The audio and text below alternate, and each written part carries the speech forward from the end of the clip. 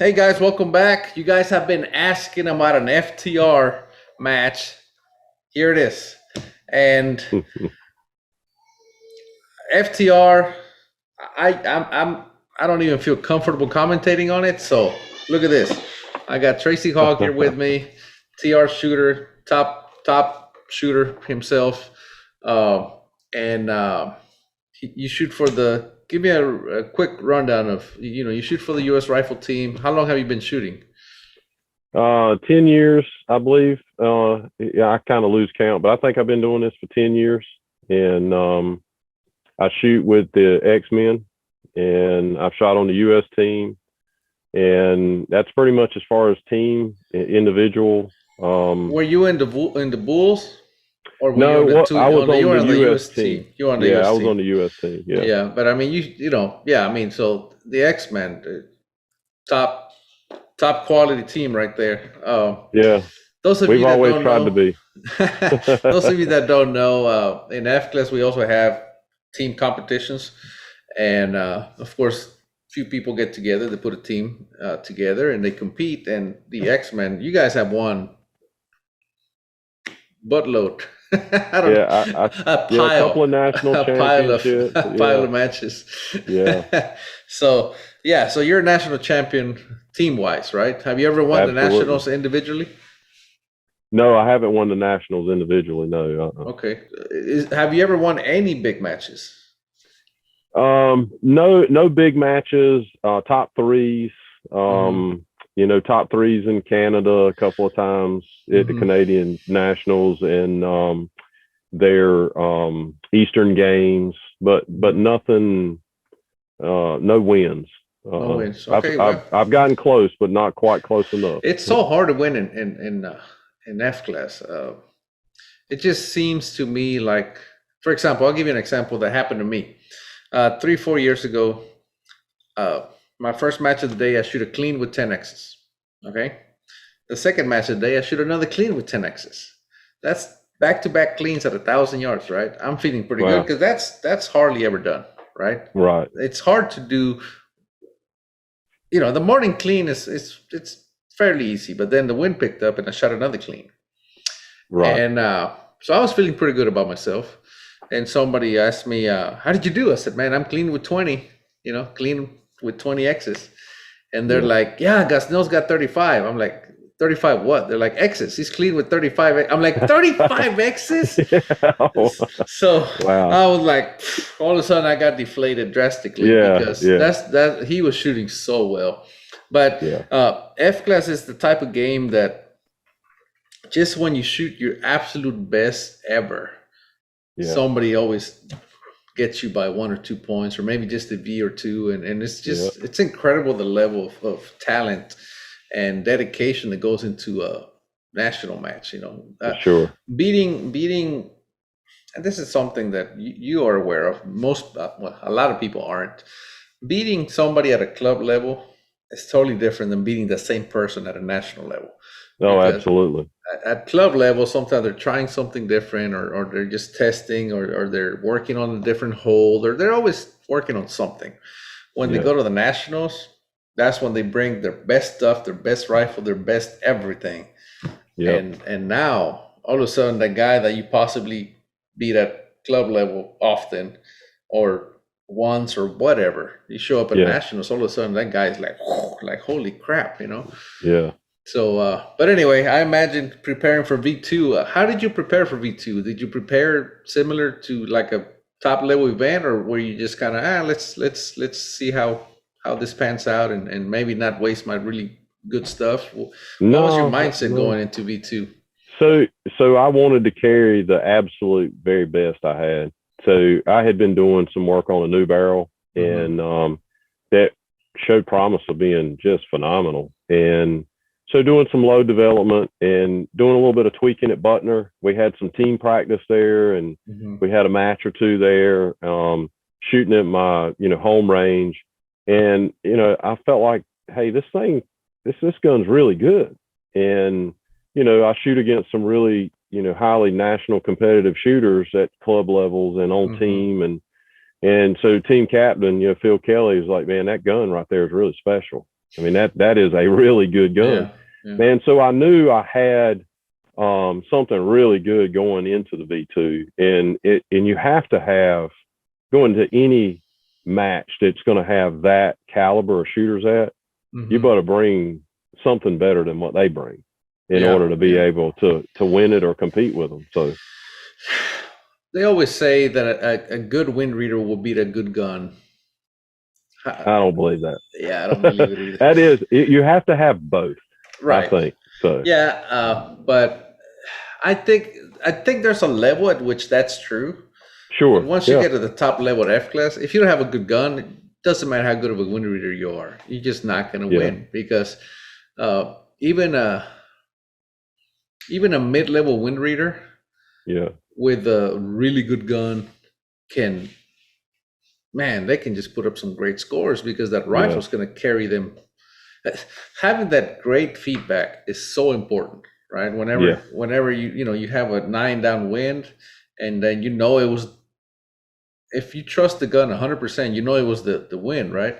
And then you look at the flags, you're like, oh, okay, I missed it, but now I see it, and then you move over, and then you just tear up the V-ring. Whereas if you have a bad gun, you see the change, you compensate, and you blow a 9 still, top or bottom or whatever. And it's just frustrating. I think it's more frustrating for somebody who knows how to read the wind, because you see it, you act, you shoot, and you still get a 9 top or bottom or whatever, and then you just it's the gun, that's right. I mean, I've told a lot of people that I would much rather shoot a 9 at 3 and 9 than I had shoot a 9 at 12 or 6. Because that is not that's not my issue. That's the gun that let me down. So they I remember a couple years ago or 3 years ago, John Myers, we were at Burger on that shuttle going to the pits. And I say, how'd you do, John? And he says, man, I'm down 3 for the day, or I dropped 3 or something, or maybe it was just whatever. He said he dropped 3 points. I said, we're elevation or horizontal? And he said, no, they were wind. I said, well, that's good. And I meant it as, I said, well, that's good, because it is, right? And a lot of people laughed, thinking I was putting him down. And I'm like, no. But it's exactly what I meant. Like what you just said. It's like, no, that's good, because you can fix that, right? You can. That's right. But when they're like this, that's it. You're done. Yeah, you can't fix a terrible gun. Not in the middle of a match. No, unless you have a tuner, then you may have a chance. All right, Tracy. So let's get into the match. This is you versus Michael. What's his last name? Michael what?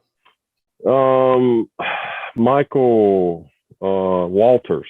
Walters. So Tracy Hogg versus. So this is you versus Tracy Hogg versus Michael Walters, and I'm gonna get you to help me commentate on this match, because you were there. All right, Tracy. So here we go, man. You are on the right, and I can already tell you have your game face on, because your face is buried in the spotting scope. That's right. Tell me what you're doing here, so for those that are not familiar with F class or shooting, kind of the way you're shooting here. You have a spotting scope. So does Michael there, but he appears to be kind of looking at the flags, or he's doing something different. You are buried in the scope. Is that something that you do pre-game? You try to watch the conditions, or is that something that when you get on the line, that's the first time you start looking? What's your game plan? Well, I mean, at the V2, there was very, very little mirage to read off of. I'm a big mirage reader, and so basically, I was probably looking to see if I could find some mirage against the targets, or some kind of backdrop to be able to see speed and direction. And so also I had that scope aimed at a certain set of flags downrange that made it easier for me to see the flags downrange, because there was what I would say light wind. So there a direction change from 800 yards away. It's kind of hard to see it moving the flag. But with the spotting scope on it, I could actually watch it and get a true angle or true speed of the wind downrange. I could certainly see the flags close to us very well. But and then I would constantly check back and forth, trying to make sure everything was in agreement. Well, that's good. I mean, that's something, and obviously you did that pregame before the match started. You made sure everything Oh yeah, was in sync. Do yeah. you try to shoot patterns, or do you try to shoot through everything? Well, generally, in string fire, I shoot in a pattern. I try to shoot when a condition's fairly consistent. But when you're shooting pair fire like this, I'm just trying to stay with the condition as it's moving. So, Right. once I take sighters, I plot the whole time, and I kind of make some notes of what I saw, and I try to catch two conditions. If there's more than two conditions out there that are dominant, I try to catch them in the sighters. If they're convertible, fine. If they're not, I kind of use them as a tool or data to move through the match. And I try not to lose the wind. While the other person's firing, I'm not really paying attention to them. I'm trying to kind of keep condition going at all times in my head. Is it picking up? Is it letting down? And I'm moving across the target, um, to feed that data in my head all the time. So I know where I need to hold, when I need to hold, how much I need to hold, and not really paying attention a whole lot of what they're doing. Sometimes I gotta get sidetracked doing that and realize that they have fired. So, I kind of get caught where they're looking at me, hey, did you get that? And I'm like, oh, sorry. And I record the shot for them, where I'm still kind of trying to stay in the wind constantly. Yeah, yeah. Well, good. All right, let's get this match started. Of course, it's 1,000 yards. This is 10 shots each. You guys are gonna go best 2 out of 3 rounds, and if he happens to beat you, then you guys are gonna have to go to a 5-shot shoot off. That is correct. So, all right, let's get into it. Obviously, not much going on with the wind. I say that, but I mean, how much is this worth? I wasn't shooting in So the first shot here was 2.5 right. so here. Yeah, and I only ran enough on the scope for spin drift. So it's probably 1/4 to 3/8 on the rifle. It was all it was on the gun. So So you caught it pretty good. I guess it should have been a right 3 hold, or maybe yeah, 3.5. But about a right 3 would have gotten you maybe to clip that V. So you held right 2.5. Yeah. See, I would expect that he held right 3, correct? Assuming everything was the same. Yeah, Michael. Yeah, I think he was about the same speed shooting the 20Xs like me. So he was probably. I don't know whether he would read off of my shot. I'm not sure. I probably would have read off of his shot. Right. So here you're slightly high. Do you click at this point, or what do you do? I probably favored low on the next shot, and I'm going to take another 2.5. So you're going to go 2.5 again. Actually, I'm going to take a 2 3/4 right. I'm sorry. Right here. So I'm gonna hold a little farther, and that was nowhere near right. So what happened here? I mean, it's drastically far away from the expected impact. Yeah, the flags that you have here in the video were not the flags that I even looked at. I think there was another set of flags closer to me and towards the left side of the range that I thought were more dominant in showing the wind. And I probably just solely missed that in a set of the flags. They were probably picking up, or there was a direction change, and just completely missed it and paid for it, luckily in a sighter.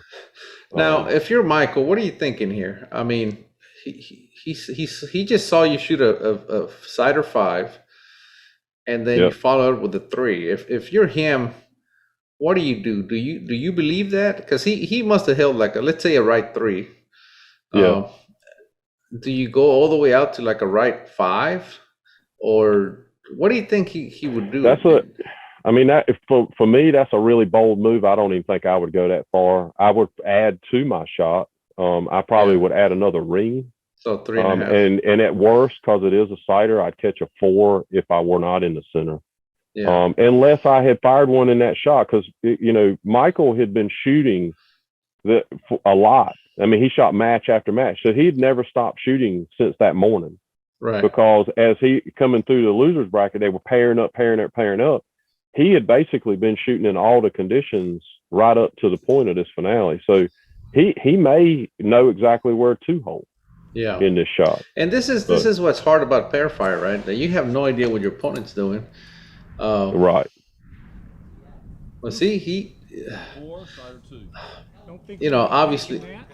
obviously you don't know what he did, but yeah, this at least gives you confirmation that it is a condition, correct? Oh, absolutely. And I probably saw the condition after I fired the shot, because once it goes that wide, you go and look immediately what's changed or what did I miss, and I probably found it, because coming up, I made a bigger move. I moved out even more. So, so I'm looking at you right now. You're scanning the field. Yep. You're looking at. I can see you're scanning. So what did you hold here on this one? Because I mean, you say you held right 2 3/4. 2 3/4. You hit way out here. Yeah, I went to a 3.5 on this one. It's a right 3.5. So it probably had backed off some. Oh, okay. It wasn't as dominant, or what didn't have as much direction or what have you. So I probably instead of going far enough to have put it in when I missed at a 3.5, I mean a 2 3/4, I split the difference and said, hey, that is a big 4 ring, and I don't want to blow another 3, but I don't want to be too big on it. So, wow. So you nailed the dead center. So that's got to feel good. Oh yeah. For the first shot for record, yeah. Yeah. And of course, if you're Michael, he's going, what did he do? What did he do? Yeah, that's right. Because he almost caught a 3. He was down here. Yeah. And see, he overdid it. Yeah. He probably assumed. So he probably obviously didn't see the pickup or didn't believe it as much the first go around, right? He almost blew a 3. He's a pretty wide 4. And then the second time, when he sees you hit a V, he probably also missed the fact that it had died down some, because it appears that he made the correction. Right. For just immediate off of that 4, because now he's on the other side. Yeah. So this is the hard part, right? Especially when you're not string firing, because there's quite a bit of time between shots.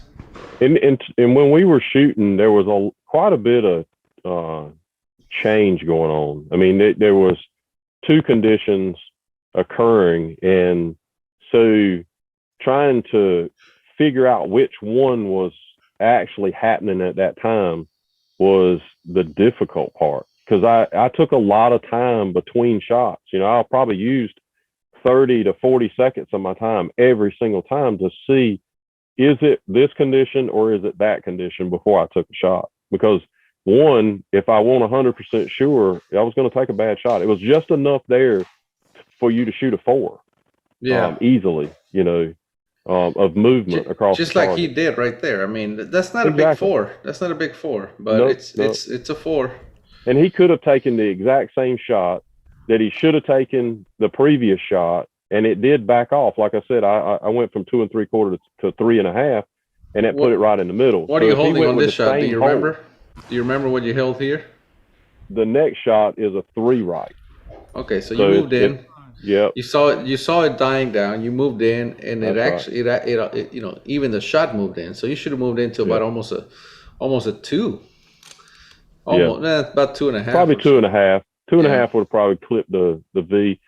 In the afternoons, you see there's a little elevation in there. In the afternoons, the gun had more elevation in it than it did in the morning. It just didn't shoot as good in the afternoons at the V2, which, you really had to make up the difference with your wind reading, to be honest with you.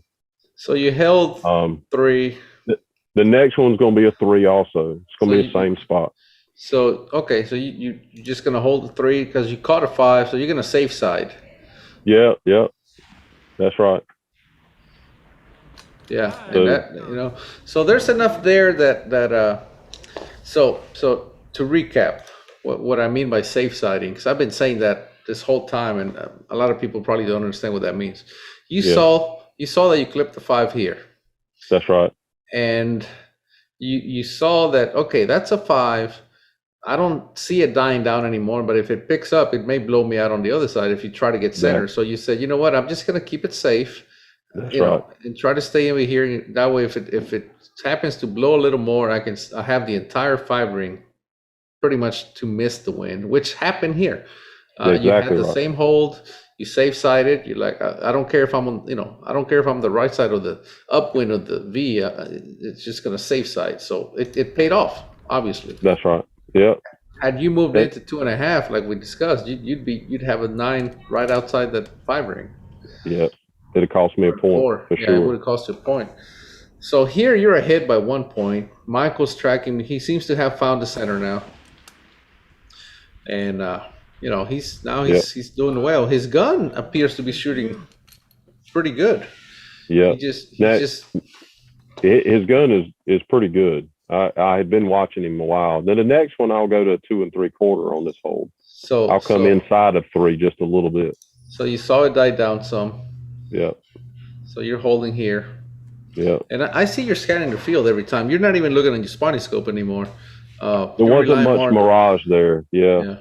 I'm watching that set of flags. And 2, I probably should have just gone out to 3 and stayed at 3. As you see, I leaked one right there. Yeah, and this is what we were just talking about it on the previous shot.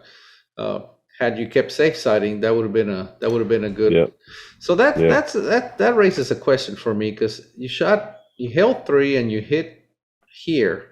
Why would you move in? Did you see it die down, or did you think it died down? Yeah, I thought it had died down some, and I felt like it had died enough that if I came to 2 3/4, I was going to put me in the middle. Okay. So I thought it was enough of a back off to put me in the middle. I wasn't really trying to stay out on the left side. Yeah. And that wasn't the case. But had I stayed with 3, it would have been exactly the same wind condition. It would have been in, and So in reality, what you need to be holding is about 3.5. That's right. And now you just found that out. Now it's a verification. Well, because this is important. It happens to me often where I'm like, I think it's dying down. I think it's dying, and I move in, and then either I blow a 9 or just catch a 10 on the line, and then you realize, okay, you know what? That condition that I think I'm seeing is really not there. And then and now you reset your bookends, right? You're like, okay, I'm not coming in more than right 3, like ever. Until that's exactly changes. Right. That's right. Yeah. So what was your next hold? So the next you held 2 3/4. Yeah, I go back to 3 right. 3 right, man. You're because I think it's backed off again. I mean, I really think it's backed down. So you think, this is back what I was saying, you think it backed off, but you also now know that you better not go less than 3, because it cost you a point last time you did, right? That's right. Yeah. So you're holding right 3. Yeah. Ooh. So you were right. As you see, you that's were right. It did backed off, but so seems as if with the condition that you have right now, it's almost tempting to just hold 3 the whole time, because it appears that right 3 is pretty much centered. You are centered. Your group is centered, and it appears that the wind variation is still enough to keep you in the 5 ring. I know it sounds very easy now, but I think there was probably about 11 inches, 12 inches of wind. So if you didn't move, just a little extra, you're going to leak a 4. Yeah, because the next shot I moved in to 2 right. Well, I was going to say, to your point that you said it was dying down, Michael missed it. That's exactly right. He probably hit pretty close to where he was holding, if I had to guess, right? Because you were right 3. So he probably just shot just slightly downwind of where he was holding. So you see that. Yeah. That has to give you some verification that it is dying down, right? That's right. So you move in a full ring, left 2. Yeah. I mean, right 2. Yeah, right 2. and I got the this was less than stellar in the elevation, so I got burned there.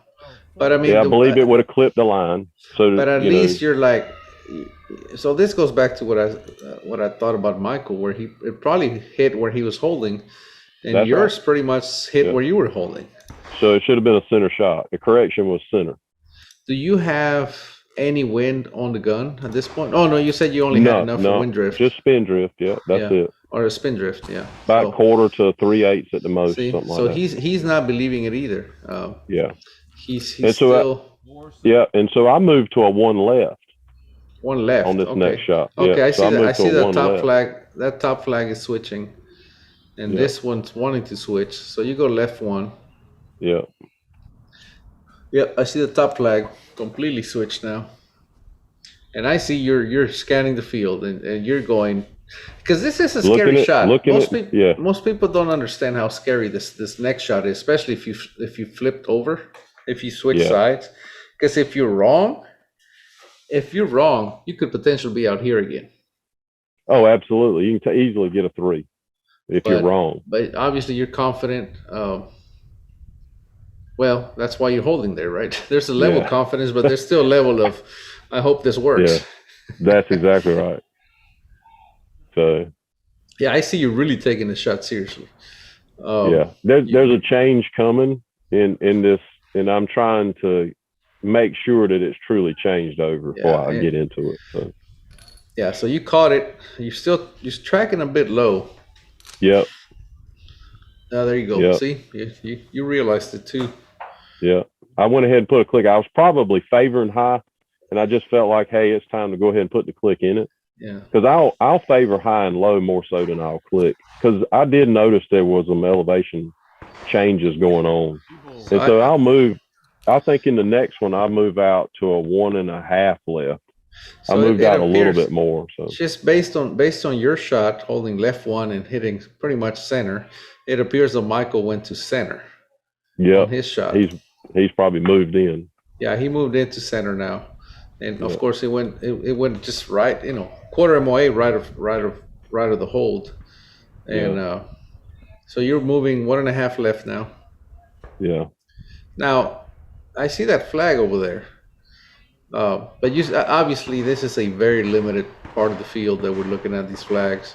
Yeah. And I didn't feel like those were very dominant, and the reason you see they're hanging, but I'm over on the left side. Right. I shouldn't be on that side. I just didn't feel like that they were as dominant. You see them trying to flip over. Yeah. But I think there was other flags on the range that showed more truth in the true wind value. So you're still tracking low, and you're hitting right where you're holding. So that's right. So I expect your next shot to. Yeah, I expect your next shot's probably gonna be left half or left one or center. It's actually the next one's gonna be a 2 right. Oh, okay. I guess the wind changes enough. Yeah. So I mean, so Michael finally is like, okay, I know where I'm at, and so now you see a change. I see you scanning, and now you're gonna go to right 2. Yep, I'm gonna go back to a right 2. Now you're hitting where you're holding. At least you did on the last couple of shots. So now you're going right 1. If your elevation, because you were hanging down here. Yeah. There's a potential that if it does exactly go where you're holding, you might clip a corner. That's exactly right. Which is obviously a little scary. Yeah. But, I mean, you see, you're still hanging low. Yep. And it cost me a point there. Yeah. But I mean, you're there you go. You just put another click up. But I mean, obviously you got a good hold of the wind, because I mean, you're moving. Yeah. And I mean, you're keeping it in the 5 ring. And of course, Michael followed you up with a 4 down there as well. Now, is that a condition or what's going on? Well, I'd already put a click in the gun. I would think that there was a condition change in that. I mean, generally, you're not going to have 2 side by side down there, especially if he's running the middle, if there isn't some type of condition change that's happening out there. So what did you hold for that shot? Because last that was a 2.5. 2.5. I went out a half. Yeah. So you're moving out, The last shot of yours was here. Yeah. You moved out another half, but now you're so it appears that your gun is it's a little tall, but it's still enough to stay in the 5 ring if you get it centered up. It was pretty tall in the afternoons in the heat. Once it heated up, it just was not as good as it would be in the morning. In the morning, you couldn't ask for it to shoot any better. It was super flat. Yeah. You know, just great gun in the morning. But in the afternoon, I really struggled to keep and I actually, when I shot against Ian in the first stage, I was turning the tuner the whole time I was shooting, trying to get it to calm down in the afternoon, and did. And then was able to win the second stage against Ian because the gun just shot so much better. So it was a movement thing where I was trying to bring it into tune. I just didn't feel comfortable in the finale doing it again. And because it was a little hotter on Sunday than it was Saturday. Yeah. And I just didn't want to touch that gun and make it even worse. So I just kind of went with it, is what I was doing. So Michael, obviously, it appears that the wind started to change again. And, you know, I'm willing to bet that it hit where he was holding on this last shot. So anyway, you got him by 2 points. So you win the first one. And now you guys are moving on to the second one. So now you get to shoot first because you won. Yeah. Last time you shot first because you were the higher seed, but now you're shooting first because you won the last one. This is a good 30 minutes or so since you guys shot. Now you have a better understanding of what the wind is doing, correct? You know what to look for, and the values of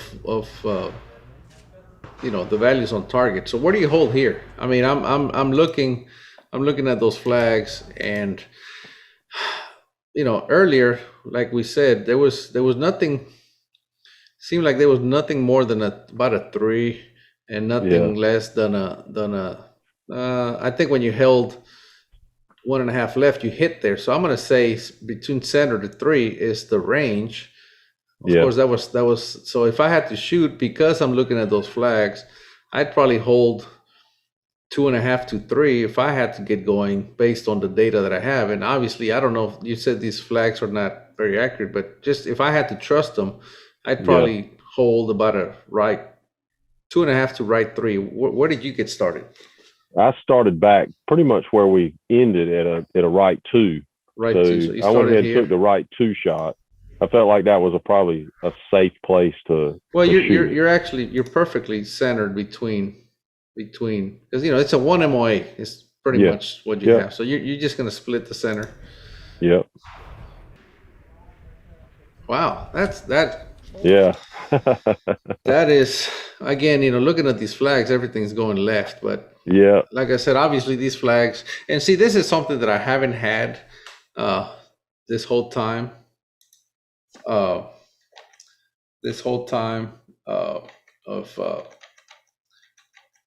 I've been doing these videos, right? Somebody like you that can tell me, nope, this stuff was not where it appeared to be. There was, like I said, those flags right there that are in the video were not something that I felt like was telling the truth. So I pretty much ignored them, unless they were turned around in an opposite direction. And if they're flying in an opposite direction to what the ones I was watching were, there's truly something out there. Flag only goes in the direction the wind blows it. So there was truly something there. I just didn't think that it had no weight to where the bullet was going. So I didn't really focus a lot on them. Well, this is, like I said, obviously, the flags are blowing left, both of them. So based on the information that I had, from talking to you, like I said, I would have held right 3 just to make sure, either clip a 5 or give myself an entire 5 ring to be wrong. But this hit the other way. And that's what made this range kind of difficult to shoot. Is it didn't make a lot of sense. Some people related it to Lodi, and that is absolutely not one of my favorite places to shoot because I've never been able to figure it out. So so Michael, it appears that he got caught Thank you. by the same thing you did. You know, I mean, he put it Exactly. right there next to you. So there's a condition out there that obviously Yeah. is deceiving. Yeah. So And now this, you're going to and your this, spotting scope. You're looking at the yeah. flags. Now you're looking at everything. Yeah. Oh, yeah. And so I'm going to flip over to the other side. I Yeah, mean, you're I'm gonna going to believe take a it. 2 left this time. So left 2, Yeah. I'm going to go with a left 2. and it pretty much went where you held. Yeah. But of course, you have your you got vertical, and you're tapping your scope. You're clicking. Did you click it down? Yeah. I clicked it down. Yeah. Yeah, you trusted it. Yeah. I So took a Michael click has out. to see this now. So whatever he did, he's gonna believe it for one. But it looks like he went center. I'll take that. No, actually, you hit where you held. So he probably held out here. He didn't move in Yeah. all the way. Yeah. But And so I'm going to take a center shot. I mean, I put one Yeah. right on the line, so I right, might as right well where you move were in. holding. So Yeah, you're gonna right move where I in was holding. to center. So I'm thinking it's the same. I'm gonna go center. You know. Yep, you guessed it right. But now, Yeah. so as you were saying, your gun is growing tall. It just Yeah. it makes it's making it more difficult, because even when you get the wind call right, like you did over here, you actually would have caught it had your gun been flatter. Exactly right. Yep. So at this point, it appears that you're very focused on the wind. But how Yeah. much is this bothering you? The fact your A gun lot. is growing tall. A lot, because you could probably check. You probably catch it in my facial expressions or when I shake my head. And Yeah. it's becoming a concern of whether that's going to be the nemesis that keeps takes me you down. from going all the way. You know. Yeah, because I'm looking at here, and I see, and this is how I know it's starting to weigh on you. Because see, right there, you're looking at the conditions, Look, I mean, you're scanning the whole field for conditions. Yeah. Then you look at the target, and then right there, boom, you look at your scope, and then you're like, that tells me right there that you're worried about the verticals, because you're like, okay, Oh, should I yeah. click this thing? What, because when the gun is holding flat, you would never Yeah. be That's looking not at a the scope concern. like you are right now. Yeah. And this is something that maybe you're not aware that you're doing, but it is in the back of your mind. And Yeah. right there, the fact that you're looking at your scope, at your turret, going, what am I going to do with you? Yeah. And Well, it was a it- split second, but Yeah. And it takes a lot of concentration at that point in time in the wind in order to make up the deficiency in the gun. So you're having to really, really work to make sure you're 100% on the wind. So you held center on the last one. Where are So you going holding to a here? 2 left. Two 2 left on 'cause this one. Yeah. Now you're starting to believe it. Yeah. Even these flags are flipped. So yeah, I see you're really taking your time. It's a tough range to read, especially this is something that maybe we haven't touched on, but you guys are shooting 308s. That's exactly right. All the other matches we've been showing, you guys were shooting, or those guys were shooting in what's called F Open. There's 2 classes in F class: F Open and FTR. F Open, you pretty much can have any cartridge under 35 caliber, and they have front rests, and the rifles can be heavier and everything. You guys are having to shoot off of bipods, which are still specialized bipods, but it is a bipod. There's no way for this thing to track, and you guys are shooting 308s, drastically lower ballistics. Than some of those guys in F Open, that are shooting big magnums very, very fast. What roughly what speed are you shooting? The 220X, you said, the Burger 20X? Yeah, the 220X. And here I was faster than I was at home, and I think that's one of the things that was hurting me in the afternoon. I was up close to 2,700 feet per second for muzzle velocity. Yeah, and Michael's about the same, right? I mean, you guys. Yeah, I think his muzzle velocity, he was pretty close to the same, if not a little higher, more than because the likely. SD is only 22 between the two of you, which is it's amazing. Yeah. But anyway, you say you're holding left 2 here. Yep, that's going to be a left 2, and I think I get burned again. with another little bit of an elevation shot here. Yeah. So Yep. yeah, I see your reaction because Yeah. you're netting the win calls, which is Oh extremely yeah. hard, but yet And you're still losing points. And yeah, now Michael's ahead of you, which that's is exactly right. the only reason he's ahead is because your elevation. Exactly right. That's right. So it makes it puts a big weight on your mind, you know, of what's going on. Well, because So at this point, so I didn't mean to interrupt, but at this point, you got one on him. He seemed like he was behind the wind, but now he seems to have caught on to the wind and his yep. gun's shooting better. So at this point, you're probably thinking, "Holy crap, this is not good," because you're Yeah. still nailing the wind calls, but your gun is not helping you. No. Does it cross your mind at this point that I guess it does, right? Like I might lose this whole thing because of this gun. Oh, absolutely. At the point in time I saw in this stage that it started to open up some, yeah, it's definitely weighing on my mind as far as that the gun is going to cost me enough points to have to shoot a third stage. I wanted to do it in two and out and be done with it, not have the stress of the third stage. But And look at this point in time, it's looking like I'm going to have to shoot it. So and look at Michael. I mean, big difference. And this is what I've been pointing out on all the other matches. Just the body language changes depending on the state of mind. So Michael now he's clean. His gun's holding good vertical. And just watch him when he shoots. He looks, okay, great, boom, boom, no big deal. Walk in the park, right? yeah, And that's now right. you're over here stressing out because Yeah, kind of like we were talking about earlier, it's harder to lose points when you nail the win call than yeah. because you're still losing points. So where are you holding here? This one's going to be a one left. One left. So you're moving in Yep. slightly because you Yep. hit where you held. That's right. So you caught a 5, slightly downwind. So this should have been a left 2 again. That's right.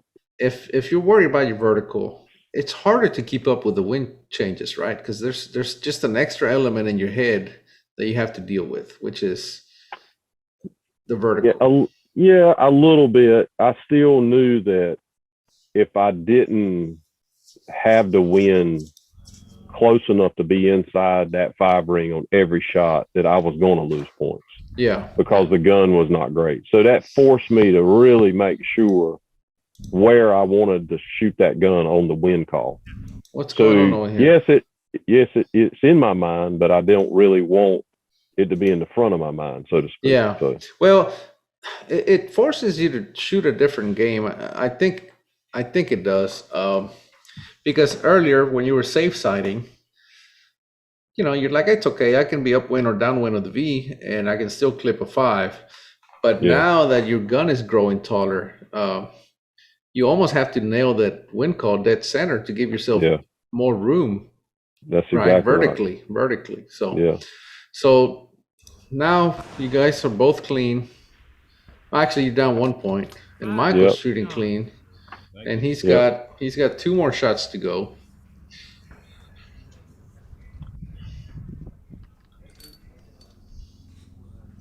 And I mean, he's got to be growing confident at this point because he's all right. He's forcing that ain't good. No. He looks at you. Yeah, he knows I'm watching. Yeah, man, that took a lot of force to close that bolt. Yeah. Whoa. He blows a 3 out to the right. Now, was this a condition or was that round that he put in the I fully believe it's the round, but a lot of time passes before I shoot. So I put a timer here because now he can't open his bolt. Yeah, that's right. Whatever happened to that round, I mean, as you saw, he forced it closed, and now he's trying to. And now we have to put him on the clock because he only has 45 seconds. Yeah. Now yeah, during this whole thing, I think it was a little unsure of what to do. I think there was a lot of time that passed Yeah.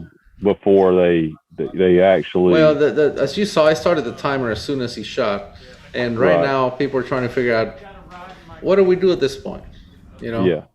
what's supposed to happen And here? so you see me reach over there and hit my timer, and I'm fixing to get up, and then I go, you know what? I'm going to stay right here because I think it's my time to shoot. Yeah. And I hear the conversations going on behind me at this point. And so you see Jay Christopherson come walking into the picture there. Let me turn up. Wait a minute. Can you open your bolt, please, Tracy? Well, I mean, I was due to shoot. Do I need to shoot? Yep. So at this point in time, I've heard the conversation of what that I needed to shoot and that it would put him on the clock. So they were trying to get me to delay a little longer when realistically I wanted to shoot.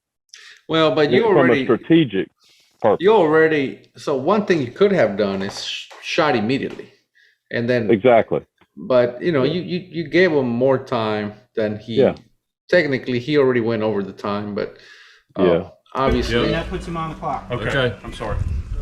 So yeah, so right here at this point, there's several things going through my head at this point. Is do I take a good high quality shot and figure this wind out and score good points and because he may get his gun fixed, or do I just say, hey, let's send it down there and put him on the clock? And so where did you hold here? That's going to be right 2 is where I held at. Right 2. Right 2. And so, I don't realistically remember if I took a whole lot of time to really figure the wind out, because there was a gap in time there and I needed to spend a little time looking again, or did I just send it in order to get the clock running again? I honestly don't remember because there was a little strategy all the way around. Yeah, and that was that's so something you haven't shot the entire time. That's right. And I remember I was downrange. Okay, not downrange, but I was on the other side of the firing line on the when this happened. And I remember I was watching I was only watching the target. So I didn't know all this that was going on over here. All I saw was he shot a 3, even though he was clean, right? He had 2 more shots to go. He was clean. Yeah. And all of a sudden he shoots a 3. And all of a sudden you shoot a 3. Because I thought at that point, well, it's over, right? Tracy's gonna get him. I mean, he was only behind by 1, and he just made up 2 points, and all of a sudden you blow a 3. And I'm wondering what the heck. I think at this point I come over just to see what's going on, because I mean, and then I see this is going on, and I'm like, because at this point he's still ahead, right? Because he shot a 3, then you shot a 3. So at this point he's still ahead. But of course now you put him on the clock. He has 45 seconds to shoot. That's right. And he's got to deal with this now. And his clock is running down, and you can tell he's growing anxious by the second. I mean, I would be too. So now he stands up. But he has the jag in there, which I think is what's causing. So that I finally come by, and I tell him to take off the jag. And of course, he already went over his time. That's right. Yeah. And their clock was probably started at a different time because not only that, I think nobody wanted him to lose this way, but at some point, Tracy, record a miss for that one. Yeah, that's where Jay tells you to record a miss. That's Came right. out. This time. Of course, he finally got the brass out, but you now he just got a 0 for that. Yeah. And now it's your turn to shoot again. So Tracy's up now. No. You're on the clock. So at this point in time, I'm thinking, hey, do I go ahead and smoke another one down there and get the clock running again because he's still got work to do? Or do I look and try to fix that 3 I just shot? So this one's going to be a 2 right also because I feel like it's changed again one more time. And of course, with all the commotion, I I turned off my phone where I was screen recording. So Yeah. we don't have the Four. thread. But you shot a 4. I don't know exactly where. It was it was just outside. You know, so it was just out to right So a little bit. that rattled you as well. I mean, you seem to have a pretty good holding condition. All of a sudden, this is going on. You're you know, this. Oh, there's just too much going on now. All of a sudden, right? Yeah. And of course, he hit a 0, and of course, the minute you shoot, that puts him back on the clock. And now he's got a 0, and he's trying to get back on. And of course, his setup is completely dismantled by now. That's right. And he just came off a 3. You know, it's obviously, and now he's got a miss on you know, on the score, and this is his last shot that he needs to take. Yeah, because I'm up. this is the last shot. 15 seconds. No, Which it should have been.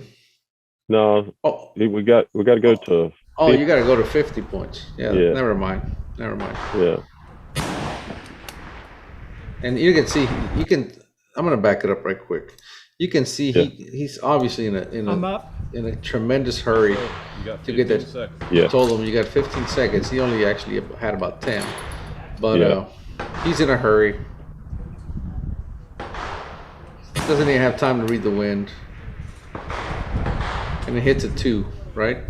No, he shot a 1. Had a, it's a 1. Oh, he shot a 1, 1. He shot a 1. Yeah. Yeah. Congratulations, Tracy. and at that point, that's when Yeah. he's like, it's over. Yeah. Yeah, that's why. Put my hand up. What happened with this piece of shit? Oh, I had a blown primer. Oh, no. Or maybe Yeah. I kicked that out. Oh, yeah, it could have been with the. He thought he had a blown primer, but he actually pushed it out with the jag when he was trying to. Oh yeah. Oh, well. Yep. That was actually pretty good aim to knock it yeah. out. It's Got a it in small there. primer brad Yeah. too. You know? Yeah. Tracy, this you nice job. Tracy, Here comes the congratulations, man. annoying camera First guy. ever. Oh, yeah. Good job. Good job. That's all right, man. It's, you know, No, I don't know what the hell happened with. if you're Michael, I mean, it's got to be devastating, obviously. But Oh sure. man, I wonder what happened to him. I mean, because it was just a 1 round. That thing was. Well, I do know that the conversation that was leading into this match gave me a little bit of confidence. Mm-hmm. Going into this match, you know, I heard Michael say, I think when he was shooting against Henry Rockhill Uh-huh. and he beat Henry Rockhill, I heard him say, well, that's it for all my good ammo. I'm Oh. gonna have to go get my other ammo out of the car Wow. for this match. And so everything that he had been shooting all the way up to that point, he was out of now. Oh, wow. And so he went and got a different box of ammo that was totally different brass. I think he was either shooting alpha and this was Lapua or vice versa. It was totally different. So I don't know whether there was just a difference in how that ammo was loaded, or it seemed to shoot pretty good, but it Yeah. didn't seem to fit very good. You know. Obviously. So Maybe he just had maybe this was really old brass that it may have been. I mean, who knows? Who knows? Well, you can't so ever tell where it was tight, whether it was on the web end or on the shoulder or where. typically when that happens, it's at the base, because Yeah. if it was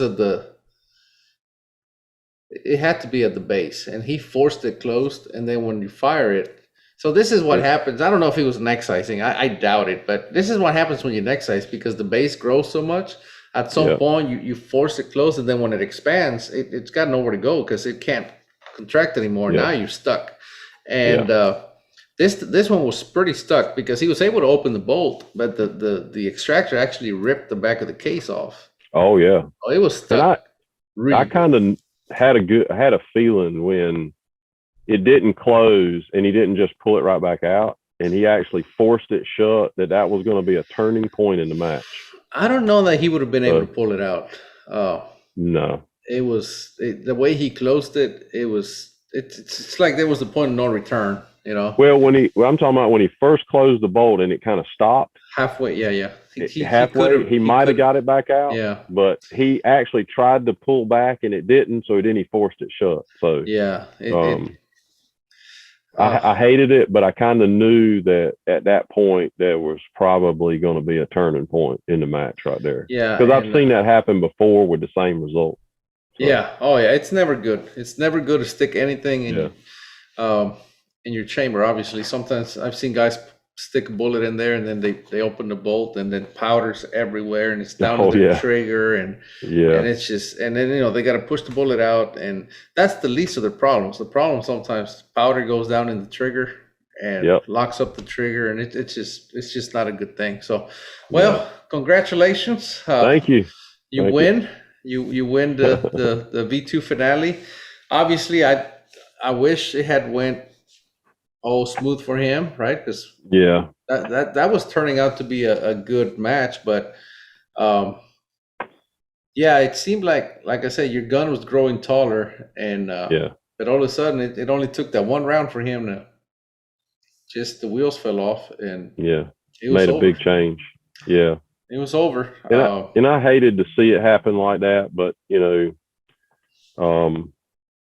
it's one of them things where if you don't, it's like we've talked all along, if the gun's not really good, if you don't have everything in tune, it's subject to happen to you or bite you at some point in time. Yeah. My gun was starting to bite me because it was growing, and his got him, based off of some ammo that wouldn't fit. So let's say, because you have a tuner, but you're not touching it. Let's say he beats you. Let's say his gun had not broke, and he beat you on the second one. Would you at that point have said, okay, I better do something and maybe touch the tuner at that point between matches? Or I know it's a hard question, but no, at what point do you say, I got to do something? Well, with Ian right out of the gate in the first stage, it was terrible. It was even taller than that. Okay. And so I started tuning on it right away. And so it became, and I got behind because I was tuning by a few points, and he beat me by those few points. And then going into the second one, the gun was much flatter, a lot better, and I got him because the gun was much better. Then the third stage with Ian, his gun was wide, and so was mine. Okay. So I kind of felt like, hey, that's the conditions. And so we both were shooting as wide as each other. So I knew it was probably condition that was causing it. So there was no need to tune. Okay. At this point with Michael in the second stage, I believe if I'd have got behind by one more point, I would have probably felt like he was going to win the stage anyway. Okay. So I would have started tuning in the last 3 or 4 shots. Oh, I see. I would have probably, instead of doing it on the beginning like I did with Ian, I would have probably reached up and started doing some tuning then, because getting down 2 with only 10 shots against a competitor like him, probably he would have probably got me, by a point or even those 2 or more. But if I would have been able to flatten the gun out, I think because I was doing so good with the wind, I might would have been able to get him in the third one. Yeah. So, man, well, it was a great match. Sorry it didn't finish. It didn't go the whole way, because that would have been, I think it would have been very interesting to see, because you would have had to do something the way your gun was. I think so too. I think I was being forced into probably having to either outread him or to tighten the gun up some. Yeah, well, you had a great hold on the conditions. But it, like I said, it was frustrating. And I think that carried me a long way. Oh, absolutely. In the afternoon matches, that carried me a long ways. In the morning matches, gun was really good, and I shot really good scores in the mornings. But in the afternoons, I just didn't. I struggled really, really bad.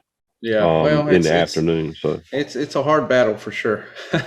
Yeah, Tracy. And I think there was a lot of firsts for me in the reloading aspect. So I think I was probably a little hot in my charge.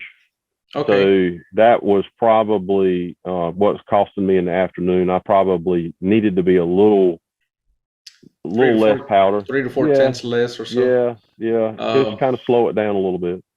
Yeah. What speed do you usually run? Your Well, here doing all the development work, I was probably 2675 ish. There, Mhm. I'd sped up about 25 feet per second. Okay. It was the first time I had been using N150, Hmm. and so I didn't really know the characteristics of it. And so getting into the warmer temperatures, it may have sped up on me and got me a little out of tune. That's my So favorite powder. yeah, well, it was turning out to be my favorite powder. Yeah, man. Good But job. so I'm probably going to drop a tenth or two and do some testing and see if that just kind of levels it out. And if so, Uh-huh. then I think the gun's great in tune. I think that the temperature is affecting it enough to carry me out of tune in the afternoons in the heat. So, Well, 25 feet is not much. well, It's I probably a mean, combination of things, you know. when you're shooting the handicap 308s, it don't take much to open them up. So it's not an open gun. So these TR guns are really finicky. So Yeah, and that's something that obviously I don't know about. yeah, It is amazing that you guys can shoot a 308 that well. I mean, I have to say yeah. that. We, Uh, we've done a lot. I mean, going back and looking at some of the stuff we did, 6 years ago, in comparison to now, it's amazing the difference in what we've done in just 5 or 6 years in oh, technology and just the hard work that everybody's putting into these guns. I mean, it's amazing what yeah, I we're getting mean, out of them. like I said, you guys are shooting cleans now and Yeah, TR and with a lot of X's. yeah. Good And job, guys. you tell people all the time what you can do with a 308, and they look at you like you're crazy. There's no way you can do that. I was like, well, I'll show you anytime you want to see it. But we do that with a 308. It's That's just amazing. not possible. And So so in TR, it has to be a semi-spec 308. I mean, you can change the that's right. freebore, but you Yeah, cannot change the case. It has to be a 308. You can't improve it. You can't yeah, do anything because the yeah. minute you do that, now you're an open class. That's And right. Yeah, and it obviously would make no sense to compete with yeah, a hot rodded 308 against a hot rodded yeah. 300 WSM. That's right. And they check us at international competitions. They check our case and they check our chamber. Right. So we right, have to be inside those specs. right. The minimum and maximums in order to be able to compete. So it's a Yeah, pretty for tight sure. tolerance. I think Yeah, what is it? What is it? 6,000, seven uh, thousandths from typically about 5,000 between a go and a yeah. no go Okay. gauge. Yeah. But there's also a field gauge. But I expect they probably use just a standard go and no go gauge, which is only 5,000ths difference. Yeah. Yeah. Um, yeah, those 308s. I mean, it's amazing that they shoot that well. I mean, you Yeah. guys, trust me. What you guys do with those 308s amazes me, and oftentimes Yeah. I've been known to call you guys the less fortunate because you have. I mean, it is if you think about it because you guys have to shoot off a bipod, you have to shoot a 308, and your Yeah. weight limit is lower, so That's it's right. like everything is against you, and you guys still shoot cleans with those 308s. It's amazing. It's amazing. Yeah. But anyway, well, Tracy, good job, man. Thank you. Amazing work. Tell me about your gear. What kind of barrel were you shooting? So that was a Bartline 5R. That was the bar And line. in the contour, I had them cut the contour to make weight. So it's somewhere in between a heavy Palma and a Marksman contour or something like Uh-huh. that. I had them cut it specific to make weight with the gun. So Okay, so bar line barrel, a make weight contour. yeah, my specialized contour that Yeah. and it's in a 5R configuration, and I've always really liked their 5Rs. I've shot Brooks 4 grooves and the 5Rs, and in between the both of them, I really like both barrels. So Yeah. I think I can push a 5R a little harder without quite as much pressure Okay. for whatever reason. So The scope you were shooting a Vortex, I imagine. Just yeah, looking at your cap. that's right. So yeah, that's kind of a must for me. So, but great scope. I've enjoyed it. Been shooting them since 2018, and when Vortex started sponsoring me, and their spotting scope, which I had there, and we used that in 2018 for X-Men to win a national championship. That's the first time I ever had one, and a remarkable scope. Yeah. And the action on the gun, that's a Borden, and it's a BRM, and I don't. That's not the first one I ever had, but it's just as smooth as the first one I ever had. They're great actions. I really enjoy them. That's what I shoot. So, I shoot the BRM XD, the extra diameter, just because it's an open gun, and we can handle the. We can have extra weight. But yeah, I mean, yeah, Jim obviously does. And wasn't Michael shooting a Borden as well? I don't know. Yeah, I think it is a Borden, and it was Keith Wheel actually built that gun also. So both of the guns on the line, he did the stock and everything with Keith Wheel. Keith Wheel has really made a name for himself in the last 5 years or so. Yeah. Oh yeah. He has. I mean, he has put a lot of guns on the line now. He has made a lot of people competitive. Absolutely. With such good guns that he builds, and I mean, he does. He's so meticulous about what he does. I would never say this to him, but he does excellent work. Yeah, he does. He is. He's a friend of mine, and of course we always give each other a hard time. But no, he does excellent work. His stocks. I mean, I remember it wasn't long ago. No. At least I don't think it was, when he was asking about how to finish a stock, and now I mean he does some of the most excellent stock finishing work that there is. So it's incredible the stuff he obviously does. He cares about his product, and I mean he built your rifle, and I'm sure you're happy with this with the performance. He did pretty good. I think he did a good job. Actually that is Zach's gun. Oh, your son's gun. that I put the barrel on to start doing some testing, because the other barrel that's a pair like that is on my gun. And it just turned out that one was so good. I just told him, I said, "Hey, bud, I'm taking this to the V2." Now, do you have to pay your son a commission because he took his rifle? I don't know. I don't know about that one. So he's probably going to want to shoot it though. Yeah, for sure. So. But man, again, congratulations. Components, Burger. You said Burger 20X, Lapua small primer, Palma brass. The N150, Vetavori N150. N150. Well, man, this was a Vetavori and Vortex event, and you won using both of their products. Oh yeah, and both are supporters of mine, so it was pretty awesome. Even better. Yeah. So it's pretty awesome to be able to go in and win the first match for both of them, and both of them were supporters. So that was pretty neat. Great. So. Small primer, Palma brass, the 308. How much did that change the game when Lapua introduced the small primer? Did it change the game? Well, yeah, I'm going to tell a little bit about my history, but I was shooting small primer stuff long before it was popular, because a little birdie told me that it was so good, and so I started testing some of it, unbeknownst to a lot of my friends that probably didn't like it back then, but it was a big change in the extreme spread and the FDs. So the consistency from shot to shot was much better. So of course you can imagine brings the elevation in just a lot more. So the tune on the gun, man, it was so awesome when I first started shooting it.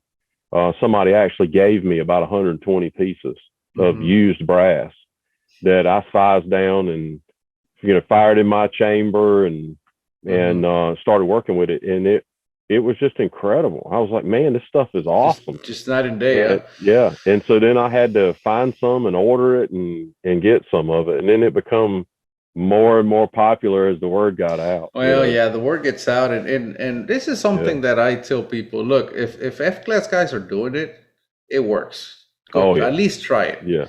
Yeah. Because obviously, Burger won open NTR. I mean, that is the bullet of choice if you're trying to win. I agree, 100%. Lapua brass, obviously, both open NTR, and it's just kind of the easy button, right? If you're trying to get started, get you some Burger brass, Lapua bullets, Brooks, Bartline, or Krieger barrels. I think That's any of those right. three are Yep. the top three. Any of those are going to work. Get you a board in action and Yeah. get you, I mean, so Borden actions Borden himself has made a huge, kind of like probably even more than Keith Wheel in the last 5 years in popularity in F class. I mean, Yeah. Jim Borden's been making great actions for a long time, but it's kind of one of those things that the F Open guys, or not F Open, but TR, I think you guys were using them before, started Yep. using them, and all of a sudden it's like, my goodness, all right. They feel Yeah. that action, and it's like, oh, I gotta give me one of those, and then he Yep. started making the extra diameter, the XD for F Open, and now there's so many actions on the line. But you can get you a Borden action, you can get a bat or a Kilbley. Pierce The makes good Panda. stuff. Yeah. Pierce. But Panda. you get you one of those actions. Obviously, my top choice, and probably yours too, is Borden. Yeah.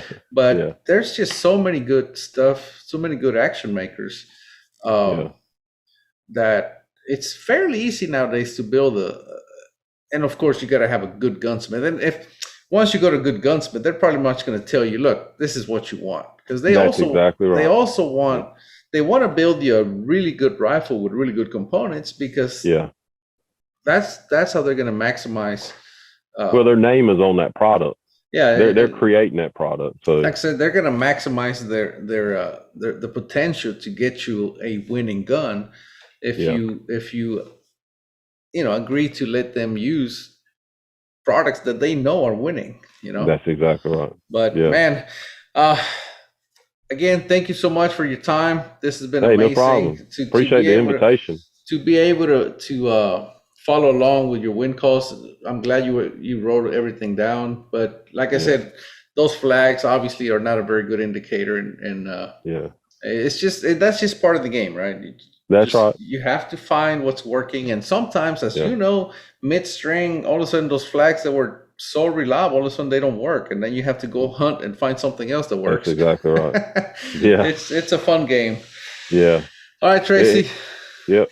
Anything else you want to say for somebody who's thinking about maybe jumping into the game, or anything else? Oh, well, just go to a match, talk to some of the people there. You can. I'll rewind back to when I first got started. Very first match I went to was at Camp Butner. I went with a FN SPR and some box ammo, some federal gold medal match for 1,000 yards. And when I got there, I saw these people walking around with these USA coats on. And I asked somebody, I said, who are these people? And they go, oh, they're on the US team. And so I said, well, if I talk to them, they've got to be the best. They can help me the most. Yeah. To get started in this.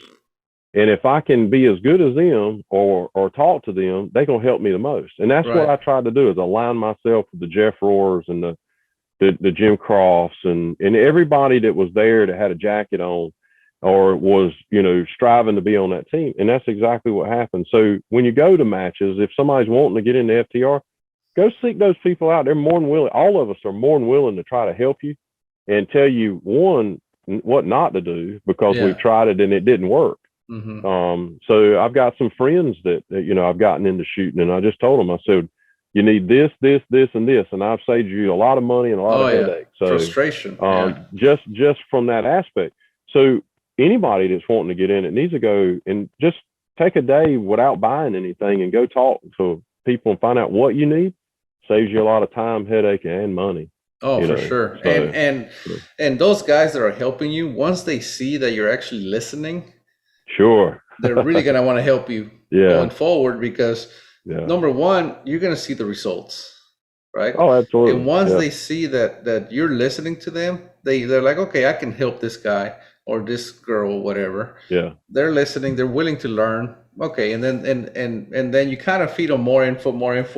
Because if you just feed it to them all on day one, you're just going to lose them. So you kind of, that's right. You kind of feed them as they need it. And if they're actually taking it in and putting it to good use, it's really enjoyable to help a new shooter when they're really willing to listen and do the work, because it's a lot of work.